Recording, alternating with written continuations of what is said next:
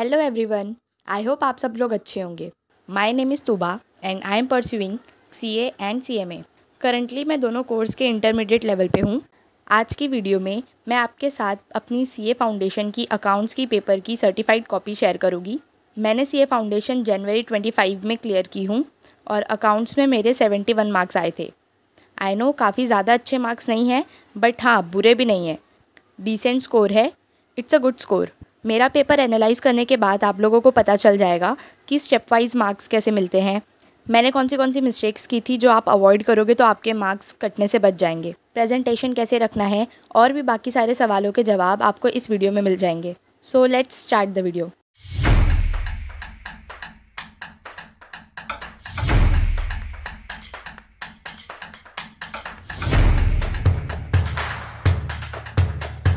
तो ये रहा मेरा पेपर और मैंने अपना पेपर क्वेश्चन नंबर 1 से स्टार्ट की थी, जो कि ट्रू और फॉल्स है, और मुझे ट्रू और फॉल्स में 12 आउट ऑफ 9 मार्क्स मिले हैं। लेट्स सी क्या गलती थी जो मार्क्स कट हुआ है यहाँ पे। हालांकि मेरे सारे ट्रू और फॉल्स सही थे, रीज़न भी सही था, बट फिर भी मार्क्स कटे हैं। फर्स्ट वाले ट्रू और फॉल्स में मुझे 1 मार्क्स मिला है, रीज़न का मार्क्स नहीं मिला मुझे इसमें। सेकेंड वाले में हाफ मार्क्स कट हुआ है, थर्ड पे भी रीज़न का मार्क्स नहीं मिला है। शायद मेरे ये दोनों रीज़न में कीवर्ड्स नहीं होंगे या तो रीज़न गलत होगा। फोर्थ और फिफ्थ वाले में मुझे पूरे मार्क्स मिले हैं। सिक्स वाले ट्रू और फॉल्स में भी हाफ मार्क्स कट हुआ है। तो इससे ये पता चलता है गाइस कि अगर रीज़न तुमने एकदम इंस्टीट्यूट के एक्सपेक्टेशन के हिसाब से लिखे हो तो मार्क्स मिल जाता है फुल वहाँ पे। Next question number 1B theory, और इसमें मुझे 4 आउट ऑफ 0 मिले हैं बिकॉज ये पूरा आंसर ही मैंने रॉन्ग लिख के आई थी। अब मैं बताती हूँ कि मुझे यहाँ पे 0 मार्क्स क्यों मिला है।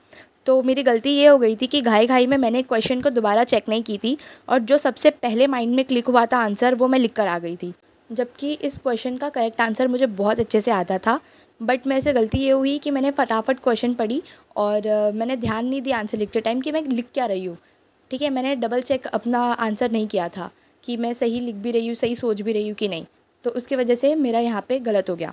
तो आप लोग ध्यान से क्वेश्चन को रीड करना, फिर जो आंसर आपके दिमाग में आ रहा है उसको लिखने से पहले रीथिंक कर लेना, एक बार खुद को मेक श्योर करवा लेना कि पक्का यही आंसर है ना इस क्वेश्चन का। क्वेश्चन नंबर 1C, इसमें मुझे 4 आउट ऑफ 4 मिले हैं। यहाँ पे सेल्स रिटर्न बुक बनाना था, मैंने प्रॉपरली इसका फॉर्मेट बना के प्रेजेंट की, एंड में नोट भी लिखी थी, तो मार्क्स पूरे मिले हैं मुझे। फिर मैंने डायरेक्ट क्वेश्चन नंबर 6 अटैम्प्ट की थी बिकॉज ये मुझे अच्छे से आता था। ये जो क्वेश्चन था ये डिस्प्यूटेड क्वेश्चन बना था बिकॉज क्वेश्चन में इंस्टीट्यूट की तरफ से छोटा सा एरर था और वो सेम एरर मॉड्यूल में भी इंस्टीट्यूट ने किया था। तो मैं ये क्वेश्चन देख के समझ गई थी कि मिस्टेक है क्वेश्चन में, और जैसे मैंने मॉड्यूल प्रैक्टिस के टाइम क्वेश्चन सॉल्व की थी वैसे ही मैंने एग्ज़ाम में भी सॉल्व की और सही निकला ये क्वेश्चन का आंसर मेरा। ये क्वेश्चन जो था वो मॉड्यूल जैसा ही था, खाली फिगर्स जो थे वो चेंज हो गए थे। तो आप लोग भी मॉड्यूल अच्छे से प्रैक्टिस करो। मुझे इस क्वेश्चन में 15 आउट ऑफ 13.5 मिले हैं। 1.5 मार्क्स कट हुए हैं। ये सारी एंट्रीज़ मेरी सही थी तो मुझे इन सब के पूरे मार्क्स मिले हैं। यहाँ पे मिस्टेक थी तो इसका ही 1.5 मार्क्स कट हुआ है। सम के एंड तक 10.5 मार्क्स थे और वर्किंग नोट्स के कैलकुलेशन पे मुझे 3 मार्क्स मिले हैं। तो ध्यान से देख लो गाइस, वर्किंग नोट्स के भी मार्क्स होते हैं, इसलिए बना के आया करो वर्किंग नोट। सिर्फ कैलकुलेटर पे आंसर निकाल के आने से मार्क्स नहीं मिलेगा, वो कैलकुलेशन को वर्किंग नोट में प्रेजेंट करके आना होता है। फिर क्वेश्चन नंबर 6B, इसमें मुझे 1.5 मार्क्स मिले हैं आउट ऑफ 5। ये वाले क्वेश्चन का आंसर मैंने पूरा लिखी भी नहीं थी क्योंकि I was running short of time, और तब मैंने ये सोची थी कि ये तो थियोरी है, लास्ट के 1-2 मिनट में भी आके इसको पूरा कंप्लीट कर सकती हूँ मैं, इसलिए मैंने इसका 2 पॉइंट लिख के छोड़ दी थी। बट लास्ट में मैं इसको कंप्लीट नहीं कर पाई क्योंकि टाइम ख़त्म हो चुका था। फिर नेक्स्ट मैंने क्वेश्चन नंबर 4 अटैम्प्ट की थी।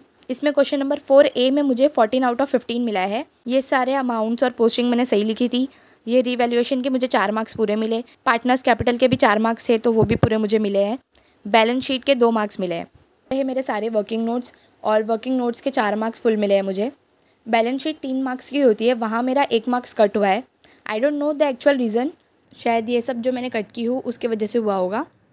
वैसे राइटिंग भी कुछ ज़्यादा खास नहीं थी। फिर क्वेश्चन नंबर 4B में मुझे 5 आउट ऑफ 5 मिला है। देख सकते हो आप, ये रहा मेरा आंसर का प्रेजेंटेशन। फिर मैंने क्वेश्चन नंबर 2 अटैम्प्ट की हूँ। मैंने उसमें क्वेश्चन नंबर 2A सॉल्व ही नहीं की थी बिकॉज आता ही नहीं था मुझे, क्योंकि वो क्वेश्चन डेप्रिसिएशन का था और मैंने डेप्रिसिएशन चैप्टर सिर्फ एक ही बार पढ़ी थी सिलेबस कंप्लीशन के टाइम। रिवीजन के टाइम मैंने डेप्रिसिएशन स्किप कर दी थी, तो एग्ज़ाम में भी मैंने ये क्वेश्चन स्किप कर दी। फिर क्वेश्चन नंबर 2B में मुझे 10 आउट ऑफ 9 मिले हैं। ये BRS का क्वेश्चन था, मैंने प्लस माइनस मेथड से सॉल्व की थी। सो प्लस माइनस मेथड जो है वो अलाउड है एग्ज़ाम में, और यहाँ पे मैंने आंसर गलत लिख दी थी, तो उसकी वजह से मेरा 1 मार्क्स कट गया यहाँ पे, बट बाकी सारे स्टेप्स के मार्क्स मुझे मिले हैं। फिर लास्ट क्वेश्चन मैंने क्वेश्चन नंबर 3 की थी। क्वेश्चन नंबर 3A में मुझे 15 आउट ऑफ 15 मिला है। देखो गाइज, ये सॉल्यूशन मेरा पूरा सही था, तो एक भी मार्क्स नहीं कट हुआ है यहाँ पे। हालांकि राइटिंग मेरी यहाँ भी अच्छी नहीं है, but as I said last question था, लास्ट के आधे 1 घंटे में तो ऐसी ही राइटिंग आती है। लेकिन हाँ, अंडरस्टैंडेबल थी, समझ आ रहा था साफ साफ कि क्या लिखा हुआ है मैंने। देखो यहाँ पे स्टेप 4 जो है वो वर्किंग नोट्स का था, और मैंने सारे वर्किंग नोट्स अच्छे से बनाई थी, तो मुझे 3.5 मार्क्स मिले हैं यहाँ पे। और ये टोटल मिला के सारे स्टेप्स मिला के 15 मार्क्स हो गए। क्वेश्चन नंबर 3 का बी पार्ट जैसे ही मैं अटैम्प्ट करने गई वैसे ही टाइम अप हो चुका था। सो ओवरऑल देखा जाए तो मैंने 85 मार्क्स का क्वेश्चन अटैम्प्ट की थी, और मुझे उसमें से 71 मार्क्स मिले हैं। सो ये प्रूफ है इस बात का कि आप अगर अकाउंट्स के पेपर में अच्छा परफॉर्म करोगे तो आपको अच्छे मार्क्स डेफिनेटली मिलेंगे। इंस्टीट्यूट जानबूझ के आपका मार्क्स नहीं कट करता है। अकाउंट्स का पेपर आपका एग्रीगेट बनाएगा, तो अच्छे से करना अकाउंट्स की प्रैक्टिस। अब पूरे पेपर का एनालिसिस का कंक्लूजन निकालते हैं। सो सबसे पहला पॉइंट, आप ट्रू और फॉल्स का रीज़न थोड़ा बड़ा एक्सप्लेन किया करो। मैंने अपनी फ्रेंड की आंसर शीट भी देखी थी, उसने सारा रीज़न सही लिखी थी, एकदम टू द पॉइंट लिखी थी, फिर भी उसका मार्क्स जो है वो ट्रू और फॉल्स में कट हुआ है। इसलिए आप रीज़न को थोड़ा सा बड़ा, I मीन 6 या 7 लाइन का लिखो। सेकेंड पॉइंट ये है कि आपको अपनी सुंदर हैंडराइटिंग निकालने में टाइम पास नहीं करना है। स्टार्टिंग से ही स्पीड में पेपर लिखना है, बस एग्जामिनर को समझ में आ जाना चाहिए वैसे ही हैंडराइटिंग निकालना। थर्ड पॉइंट ये है, स्टेप वाइज मार्किंग होती है, इसलिए अगर आपको कोई भी क्वेश्चन आधा ही आता हो तो भी आप वो अटैम्प्ट करो। भले ही आधा करो, लेकिन वो अटैम्प्ट करो, आपको उसके मार्क्स मिलेंगे। अगर कुछ भी नहीं आता तो एटलीस्ट फॉर्मेट बना के ट्रायल बैलेंस से पोस्टिंग ही कर दो, उस पर भी मार्क्स मिलते हैं।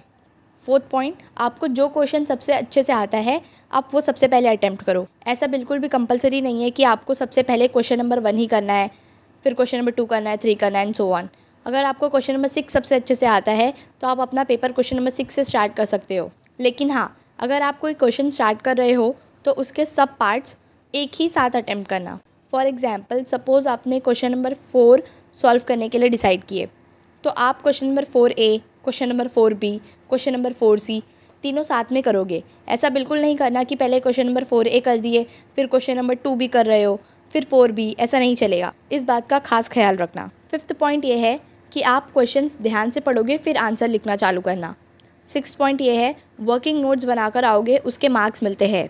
सेवन्थ पॉइंट, ये काफ़ी बेसिक चीज़ है, लेकिन फिर भी कभी कभी कुछ लोगों से ये गलतियाँ भी होती है।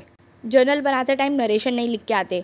क्यों? क्योंकि प्रैक्टिस करते टाइम कौन ही लिखता है नरेशन। फिर वही आदत पेपर तक रह जाती है और वहाँ भी नरेशन स्किप करके आ जाते हैं, और ये सिली मिस्टेक की वजह से भी मार्क्स कट जाते हैं।